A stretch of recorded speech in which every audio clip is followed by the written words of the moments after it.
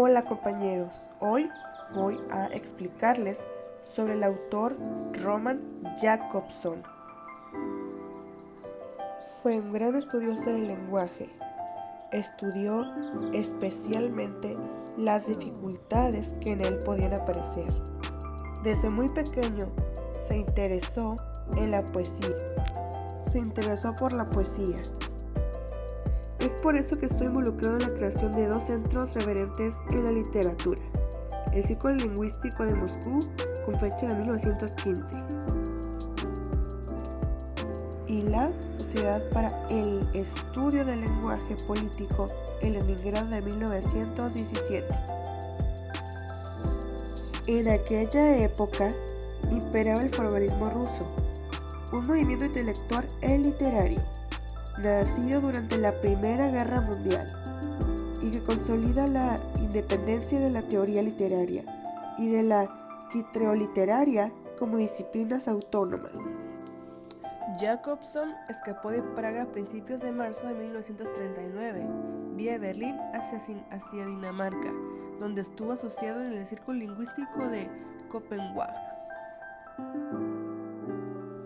Por otro lado, estuvo investigando en el campo de la filología, la poesía, la creación y el lenguaje, y publicó sus resultados en una serie de sus entregas, La Nueva Poesía Rusa.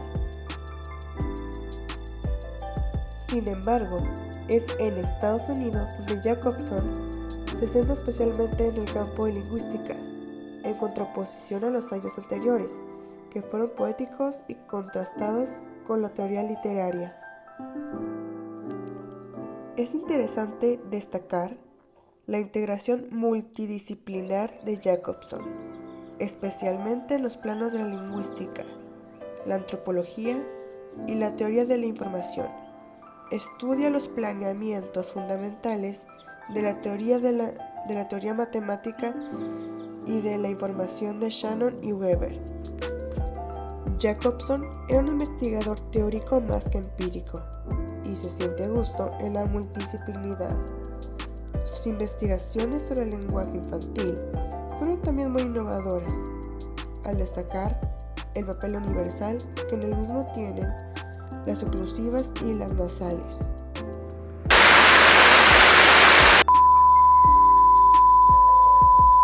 Later. La estilística y la poética son sin duda las preocupaciones más antiguas y profundas de Jakobson. Sus teorías se desarrollan dentro del formalismo ruso, que constituía una reacción contra una tradición de teoría literaria rusa, excesivamente dominada por los aspectos sociales, y por tanto concede mucha importancia a las formas.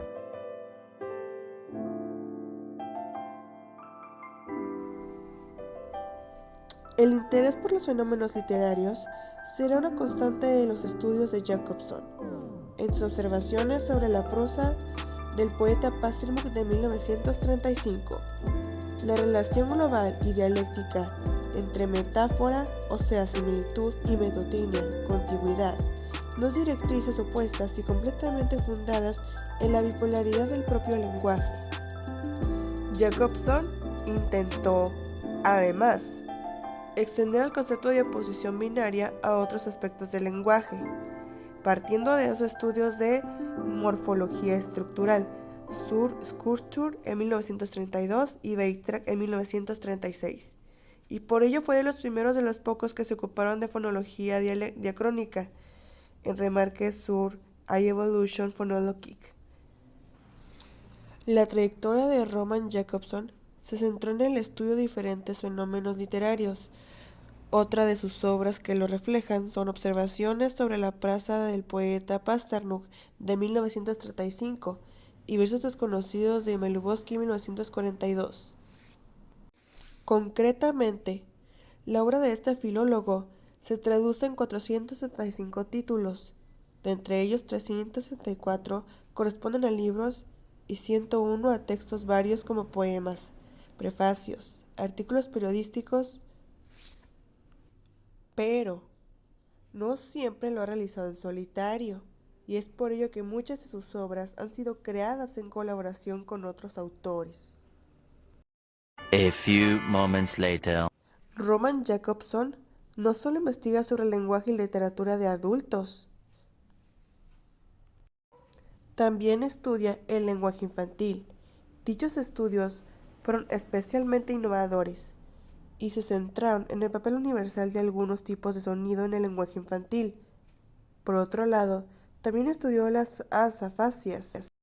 A estas se les llama trastornos del lenguaje, en concreto, las alteraciones lingüísticas que en ellas se producen. Dentro de sus aportaciones teóricas, quizás la contribución más importante de Roman Jakobson fue de la teoría de la comunicación, presente en su obra Classic Strategies Linguistics and Poetics en 1958.